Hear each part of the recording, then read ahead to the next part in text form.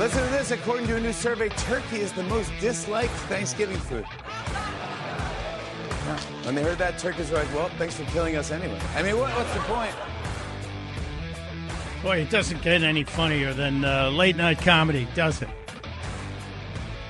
Everybody knows turkeys can't talk. What's wrong with you guys?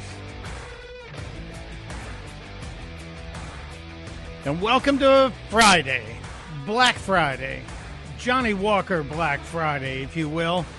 It is Mike Opelka singing for my friend Chris Plant on the Chris Plant Show. I am very thrilled, honored to be here on this important day, the day after Trumpsgiving. Did you celebrate Trumpsgiving? It's the new holiday, giving thanks that there will not be a President Kamala Harris. And I say that with great confidence. I know that many of you are pointing to these surveys, the polling that says, well, she's the number one nominee for 2028. No, I think that's all been undone by whatever that was, that video that surfaced just before Thanksgiving. That was really bizarre, wasn't it?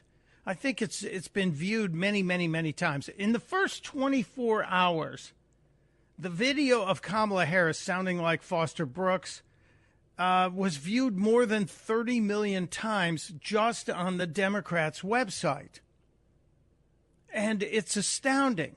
But what's even more interesting is Meghan McCain, who I just learned today from Michael Piercy, the great Michael Piercy, who's with us today. Meghan McCain, who wrote in her father's name for president in the most recent election, that Meghan McCain had a hissy fit after that video appeared and literally demanded for it to be removed. I kid you not. Meghan McCain posted on Twitter X that this has to be taken down. It has to be taken down right now. And then here's the irony here, and no sense of irony, I guess, existing in her world. She posted a link to the video, which means she told people you can't run this, and then she posted the link to it. Not a joke, folks, not a joke. She said, take this down. She's still the sitting vice president, for God's sakes. This is awful, like really, really awful. And she was mad. And what was she mad about? She was mad that at least 30 million people had seen this video. I just have to remind you, don't you ever let anybody take your power from you. Yeah, we know. It's the message we've all heard at the bar at 2:30 when they're turning the lights on and tell everybody you don't have to go home, but you can't stay here. And there's that one person going, don't let anybody take your power from you. So Meghan McCain gets her drawers in a bunch and says, take this down. She's still the sitting vice president, for God's sakes. And 18 million more views were delivered. 18 million more. Talk about not understanding what your actions will do. And it's so wonderful. It's such a schadenfreude moment for me. Many things to talk about today. I'm not going to spend too much time talking about Black Friday. If you want to go shopping, that's good. And if you're out there, good. It's good for the economy. The economy's good for everybody. If we get everything moving in the right direction in 52 days when Donald Trump is sworn in and the pendulum begins swinging back towards normal. What's that shirt in the Michael, what's that shirt in the Chris Plant store? Remember normal. Yeah, when that pendulum starts swinging back towards normal, then maybe we'll have a little start, a little running start. It certainly looks like Donald Trump has a running start. He is naming his cabinet, some critical appointees. And we'll get into some of the craziness that the violent left is trying to foist upon people with their threats, bomb threats. Yeah, Pete Hegseth's family got a visit from police with bomb threats. They called it a credible bomb threat, credible pipe bomb threat. So the people that warned us about the fascists and the anarchists who didn't respect democracy. Well, they've certainly spawned a whole host of threats against potential members of the Trump cabinet. The irony is palpable. We should do irony forecasts in D.C. at least. There should be irony forecasting happening just to show us what's going on. But we'll get into that because earlier this week, before Thanksgiving, it feels like 2 different weeks, doesn't it? You have Thanksgiving, then you have Friday afterwards, which it's like a mini week, and then we have a weekend, which is nice. But earlier this week, you had Lieutenant Colonel Alan West, who was making the rounds, and he was talking about Donald Trump's plan to remove all the transgender members of the American military. And the left lost its mind, of course, because you're never going to meet your recruiting quotas. You're never going to meet it. And Colonel West had a great analysis of the whole situation with the trans and how to educate people on what the transgender thing is. And he said this is the short version. If you look down in your pants and you're confused about whether or not you have a choo-choo train or a tunnel, the United States military is not the place for you. And that's quite simple, clear. And I had a conversation with him, and I'll give you some of the highlights because we talked about that issue of the recruitment of military members and what the banning of transgenders serving in the military would do in terms of how it will help recruiting. And also talked about Donald Trump's selection of Pete Hegseth and where we're going to go in the confirmation of Pete Hegseth, how he feels that's going to happen, and a couple other questions. Looking at some other interesting social issues today, the mainstream media is all upset or obsessed. I'm not sure which one. They might be both. Upset and obsessed with Australia voting to restrict anyone under 16 from having access to social media. Now, Australia's got its own government. It can vote to do whatever it wants, and its people will make those choices. And a lot of folks here are worried about that coming here to America. And I'm stunned by anyone who is freaking out over the ban on social media, anyone who is absolutely losing their mind over the fact that Australia says, no, nobody under 16 should be allowed on social media. But they're okay with them being indoctrinated in schools and in some cases without their parents' permission to be indoctrinated to tell them they can change their gender.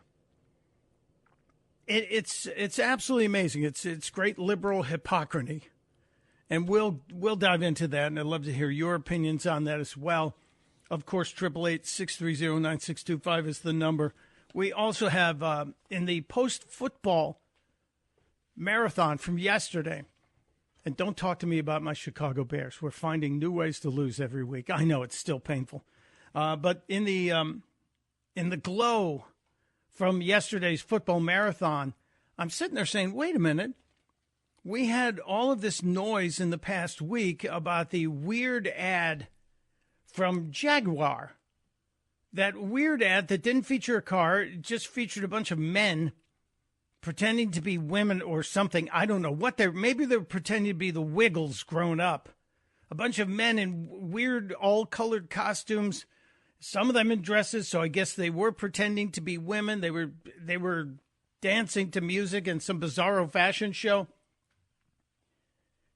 And then we saw some of the most pro-family, pro-nuclear family, pro-traditional family commercials yesterday during the football games. Were you watching? I was stunned. Right after the Jaguar commercial came out, a lot of people were pointing to a commercial from the Volvo car company that was it was advertising the technology that Volvo has that makes their cars safe and it helps them avoid accidents.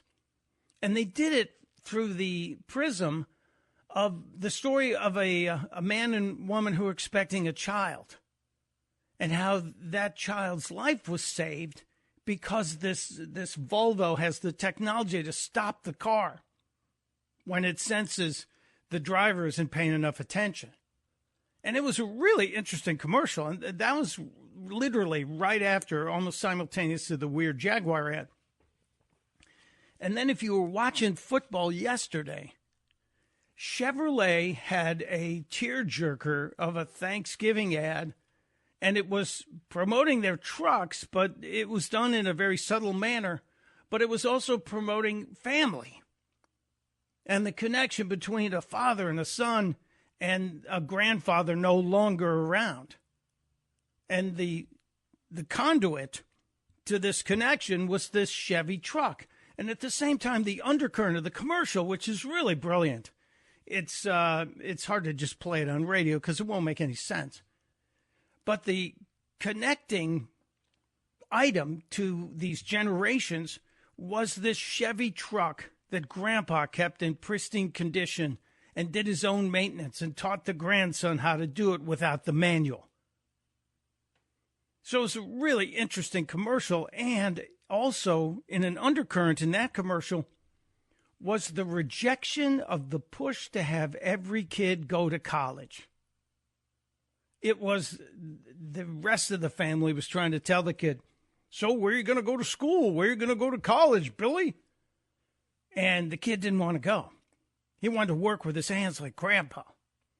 It was astounding. Again, Volvo, with their central figures being a nuclear family and talking about a child and respecting and validating, verifying and respecting and honoring the life of the child. Then you have Chevrolet talking not just about that 3-generation tie between grandpa, dad, and son, grandson, but not pushing the college agenda. And then on top of that, there was a remarkable commercial from Apple. And I don't know if you saw it. It's a tearjerker. It's a commercial for their earbuds, the latest ones. And Apple has apparently developed technology inside their latest earbuds. If I'm saying it wrong, tell me. AirPods, whatever they are. The things you put in your ear so you can listen to your phone. That also has not just noise cancellation like they all do, but they have developed a hearing aid function so that you can wear these little white things in your ear, and they also function as a pretty respectable hearing aid. And that story is built around a family where dad is watching his young daughter grow up and finally being able to hear what she's saying.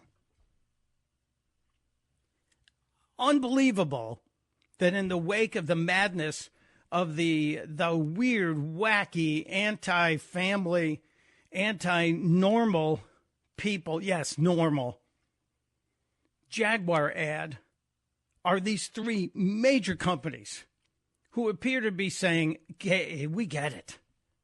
We understand. There's a shift in the culture, and it's back to normal. It's back to nuclear families. It's back to mommies, daddies, children, and family. And I, for one, I'm on board for all of this. If you've seen it and you understand it, you're welcome to talk about it. If you want to refute what I'm saying, you're also welcome. 888-630-9625. A lot on the plate today, and we hope you'll be here for all of it. It's Mike Opelka in for Chris Plant on The Chris Plant Show. Chris here with a list of things that none of us should trust. The Washington Post, the New York Times, anything on CNN. Here's a list of things that I do trust. The Washington Times. Support real journalism for just $1 a week at washingtontimes.com/Chris. And welcome to Friday on the Chris Plant Show. Mike Opelka in for my friend Chris Plant. Hope you had a great Trumpsgiving, a great Thanksgiving. If you were not able to call it Trumpsgiving in your home, we were, because it was just my wife and I. So I hope you were as fortunate to have a cool, calm, and collected Thanksgiving dinner. Many people I know did. It's overblown by the media. I really think they're trying to separate us. And I really think we're not going to allow that to happen. I saw some of the scenes at Mar-a-Lago yesterday where the Trump family was joined by the Musk family, Elon Musk and his mama May. And Tiffany Trump was there. Barron Trump was there. Melania, of course, was there. Sylvester Stallone was there. There was some joke telling between Sylvester Stallone and Elon Musk. One can only wonder. I just wonder how long it's going to take for the left to find a picture where Donald Trump is with either only the boys, Elon Musk and Sylvester Stallone and Barron, and say Melania was suspiciously absent from Thanksgiving. No, you could see them walking in together. And there's even a little YMCA Trump dancing going on, which is obviously being seen everywhere. This incoming administration appears to be gaining more and more momentum. We're going to talk about some of the reactions to the proposals of Donald Trump's tax tariffs on Mexico, Canada, and China, and how the left is absolutely apoplectic, especially the left side of the mainstream media, telling you that it's going to destroy so many industries in America. Well, that's only if the targeted countries don't comply. If you don't do that, well, then you get hit with the tariffs. So there are things to talk about in that level. We'll talk about that. I also want to get into, we didn't have a lot of time here, the bomb threats that I mentioned earlier. The bomb threats to some of Donald Trump's appointees, potential cabinet members, especially Secretary of Defense Pete Hegseth. And now the left is saying, hey, we've got bomb threats too, and we're going to have a complete investigation of this. Well, welcome to the party, pal. And it's interesting to me that your threats happened very much after the threats to all of these Republicans happened. But if you call people Nazis and fascists for a long enough time, you're eventually going to trip a trigger in somebody out there who's going to try and do something awful. So maybe you take a little responsibility for the rhetoric. Perhaps you take just a little bit of responsibility for what you've been saying and doing for the last 8 years as it relates to Donald Trump. And if you want to talk about toning down the rhetoric, you might start with your own rhetoric volume level. Like I said, we have a lot to get to today. There's good news today, too. Have you seen the videos out of Paris with the reopening of the cathedral at Notre Dame? Boy, does it look stunning. They spent $750 million to get it built back, and it seems like it was built back in record time. They're going to get a lot of folks come to visit. But we'll talk more about Thanksgiving, Trumpsgiving at Mar-a-Lago. Zuckerberg showed up. I wonder what that's all about. We'll share. It's Opelka in for Plant on the Chris Plant Show.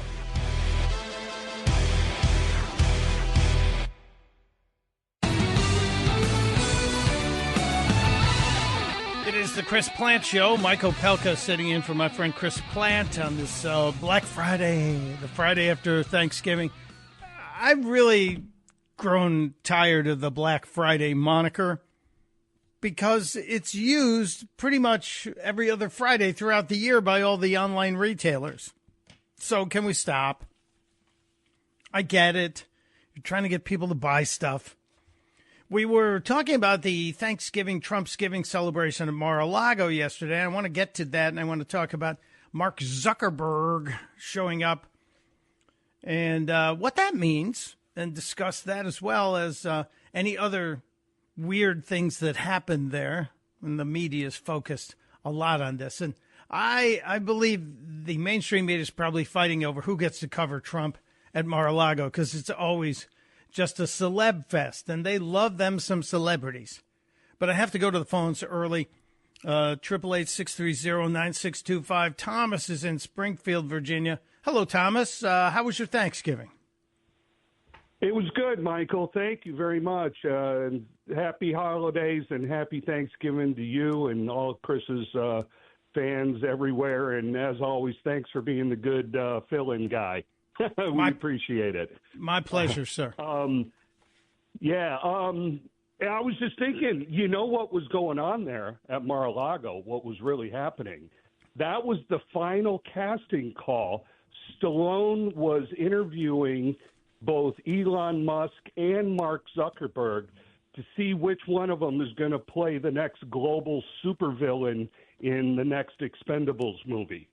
That's what was going on there. I think that would be fantastic. What do you think? That's pretty interesting. Elon Musk or Mark Zuckerberg actually play a version of themselves in Stallone's next movie. What do you think? I don't think either. I don't think either one of those guys will take time off from their day jobs, or in Musk's case, his day job and his Doge job, to be part of a movie, because movie making takes a lot of time. Maybe they're signing their rights away because you could base a character on someone and make a little bit of money. You could be a consultant and say, oh, no, a mega billionaire would never do that. A guy worth $300 billion, he wouldn't do that. Here's what he would do. And so maybe they're doing that. But that's an interesting idea. The next version of the Expendables will have a supervillain who is either Elon-like or Zuckerberg-like or an amalgamation of the two. We will see. Good thinking there, Thomas. I appreciate you. Thank you, sir. We will see. And as mentioned, Zuckerberg showed up. Mark Zuckerberg, who, if we go back in time to the 2020 election, a lot of people believe Zuckerberg spent $400+ million of his own dollars to influence the election. And I actually believe it may have even been more. He certainly used Facebook and some of the tweaking of the algorithms on Facebook to alter the accessibility to certain posts, meaning he was pushing down posts that were supportive of Trump or more conservative issues and elevating those that were more liberal and supporting Biden. I think it's a reasonable assessment. But now that Zuckerberg was spotted at Mar-a-Lago, tongues are wagging in the media. Even one of the creepier tongues in the media. I'm talking about Mark Halperin, who was on Newsmax talking about Zuckerberg showing up at Mar-a-Lago. Here's what he had to say. According to my sources, although there were chairs at the dinner table, Mark Zuckerberg bent the knee. Ooh, bent a knee. Bent a knee. That's a little bit of a shot to Zuckerberg, isn't it? Bent a knee. And why? Why would he bend a knee, Mark Halperin? Because any CEO now knows that Donald Trump is the new sheriff in town, and they want to be on as good terms as possible. These two have had an on-again, off-again relationship. And I think it's pretty clear that flying to Mar-a-Lago, one of the richest people in the world, one of the most influential in social media, to come to Mar-a-Lago to try to mend fences and talk about a common agenda. The Trump people are being very gracious about it, but my suspicion is Donald Trump is smiling a little bit by the virtue of what's happening all around him, which is world CEOs want to be part of his administration now. Yeah. They want to be part of the club. Mark Halperin is a political analyst. Hang on there, Newsmaxer. Yeah, they want to be part of the club. They don't want to be shut out. They've had access to the White House for a considerable time now. And we all know prior to the first Trump administration, we talked about this censorship of people on the right, and we talked about the elevation of people on the left, and we talked about what initially went on inside Twitter before Elon Musk purchased it, how Jack Dorsey's Twitter was really an arm of the government in many ways, with weekly meetings. Things have changed. And you have to wonder if Zuckerberg isn't waking up going, the Doge thing could have problems for us. It might cut out some of our friendly government agencies that we're connected to. And let's face it, he doesn't want to be blocked by the White House. And the other end of this, and I'd like to know how you feel about it. There is a discussion that has everybody at CNN freaking out and many people at MSNBC freaking out. The discussion is that this White House under Donald John Trump will be giving press credentials to members of the podcasting class, to people that stream instead of they're part of the legacy media. They're not part of, say, the CNN, NBC, MSNBC, Fox News even. They're talking, and New York Times, the Associated Press. They're talking about granting access to the White House press room to people like Joe Rogan, to people like Tucker Carlson, to people who have a substantial audience that the traditional media does not have. And that has the left freaking out. And I'm all in on that. Look, it should be based on the ability to get the message out to the American people. If you have the numbers, you should have access. If we're looking at some of the networks, MSNBC and CNN both have seen precipitous drops in their ratings since the election, because a lot of people, well, first of all, they just might have had election exhaustion. But many other people in the course of that have realized they were lied to. They were told a big lie about Donald Trump. Just look at what the mea culpa, mea maxima culpa from Morning Joe has done to their reputation. The fact that they went down to Mar-a-Lago and they too bent a knee and told Donald Trump, gee, we'd like to make sure we have a connection to you, a channel to you. After they called him a Nazi, they called him a fascist, they said he was a threat to democracy. Their audience is furious. So if their audience is smaller than some of the streaming audiences, shouldn't those streaming audiences have access to that press room? I believe it's fair. And isn't fairness what it's all about? I see an opinion coming in here from one of our regulars talking about the visit of Mark Zuckerberg at Mar-a-Lago. Jason's in Kensington. Hello, Jason. Happy Thanksgiving to you. Hey, happy Thanksgiving, mate. How you doing? I'm good. Jason, does Australia have a Thanksgiving celebration? No, we don't. It's definitely a truly American tradition, but I know what? I don't mind it at all. It's one I'll indulge in, that's for sure, as I did last night. I'm sort of feeling it this morning. But no, that's okay. But yeah, that's all these people that are popping up, all of a sudden becoming sort of friendly with the president. I mean, the old saying is keep your friends close and your enemies closer.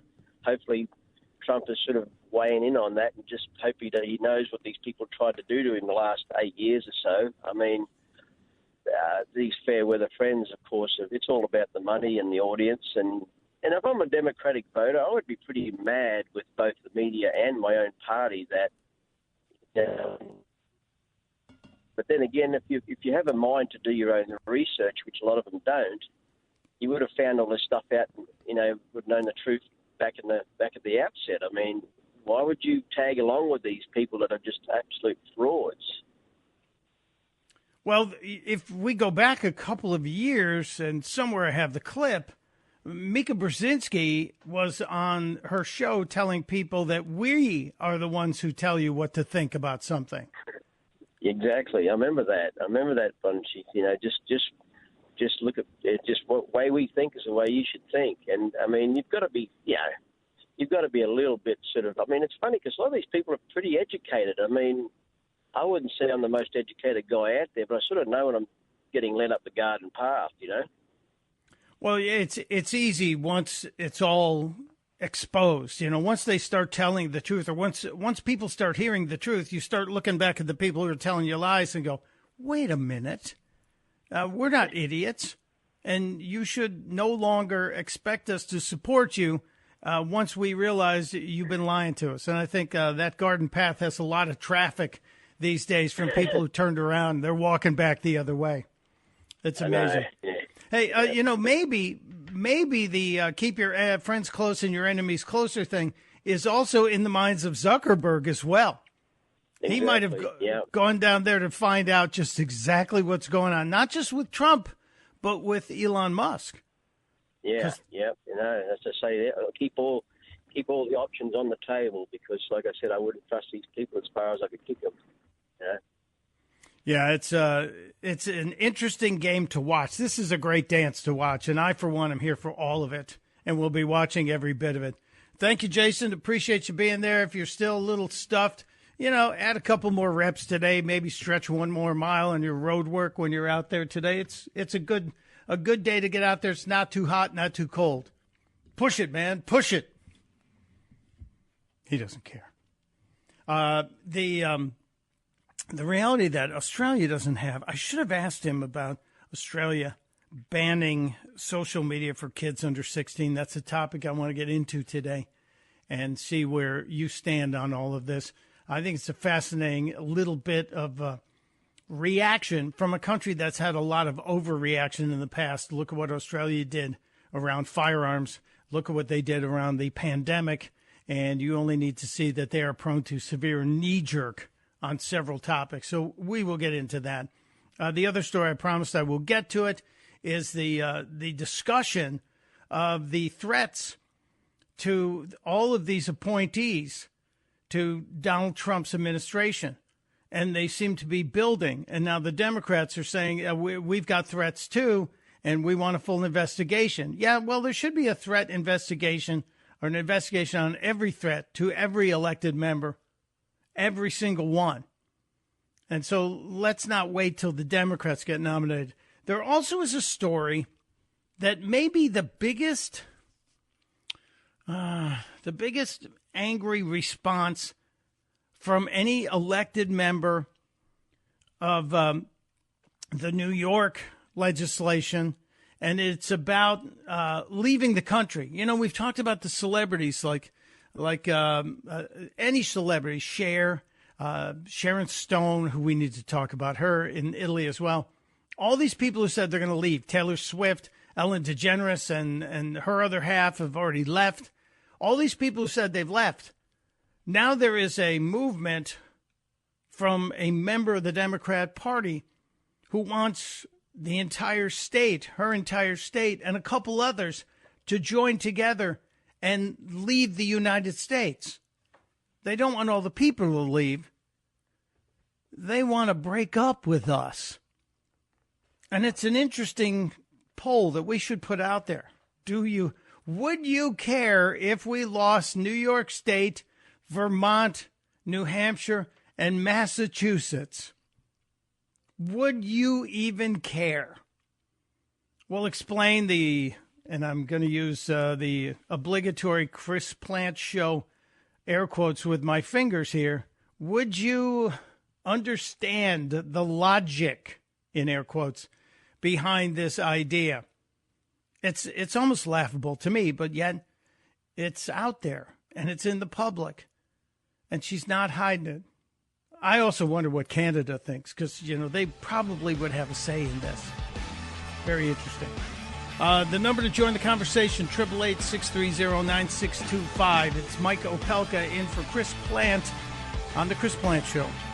He could have undermined the messaging so much that he can actually control exactly what people think. And that is our job. Yeah.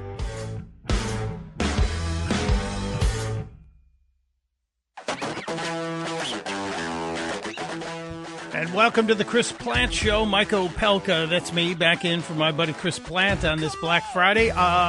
Breaking news.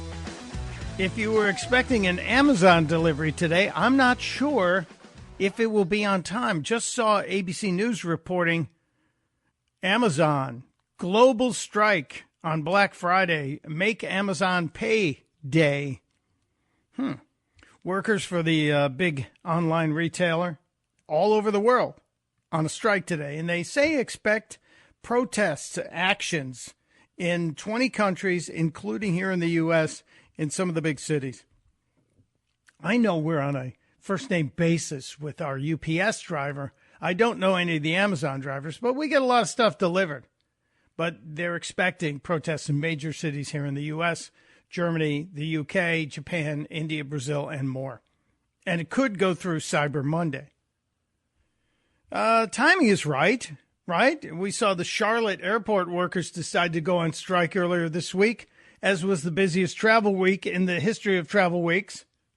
So that's what you do if you're a union. We'll see if there's a change. I know there are myriad stories of how difficult it is to be one of the workers inside one of the Amazon centers. and it's not all robots doing the jobs. So we'll monitor that and see if there's any progress to it. I mentioned the opportunity that this one angry Democrat from New York, a state senator, Liz Kruger, is taking. Liz Kruger really mad that Donald Trump is going to be the president and that the GOP will retain control of the House, even though it's a slim control, but have a substantial advantage in the Senate. So what does she want to do? She wants to take her ball and leave. She wants to get out, but she's not going to walk. One New York state senator is even floating the idea of having New York withhold federal taxes and then the Empire State seceding to join Canada. Instead of us all trying to illegally cross the border at night without them noticing, which is pretty hard because there's lots of us, that they should instead agree to let us be the Southeast province, a new province of Canada. New York, Connecticut, Massachusetts, Vermont would combine and be a great new province as the Southeast province of Canada. Basically, everybody in these states are progressive Democrats who would fit in pretty well with the political philosophy of at least most of the Canadian elected officials. Well, in a new interview with Politico, State Senator Kruger, who chairs the powerful State Senate Finance Committee, also says that her state and the others should stop sending tax money to the federal government as part of their protest. New York State's controller says that the Empire State sends more than $361 billion a year, or provides 6.5% of the whole federal budget. So New York stomping its feet, demanding that they be allowed to join Canada. And they say, we're going to bring along the massholes, and we'll bring along the people of Vermont, and we'll bring along the people of New Hampshire. Really? Really? You think that's going to fly? It's so funny. They promised they would leave, and now they just want their states to secede. You might look at the way the medical industry runs in Canada, the healthcare industry. You might look at the Second Amendment in Canada. You might look at the way entertainment is handled in Canada as well. I love it when these people just get mad and they're stomping their feet like an 8-year-old in a cereal aisle who wants that box of tricks because there's a toy inside. All right, so much more to get to. It's Opelka in for Chris Plant on The Chris Plant Show.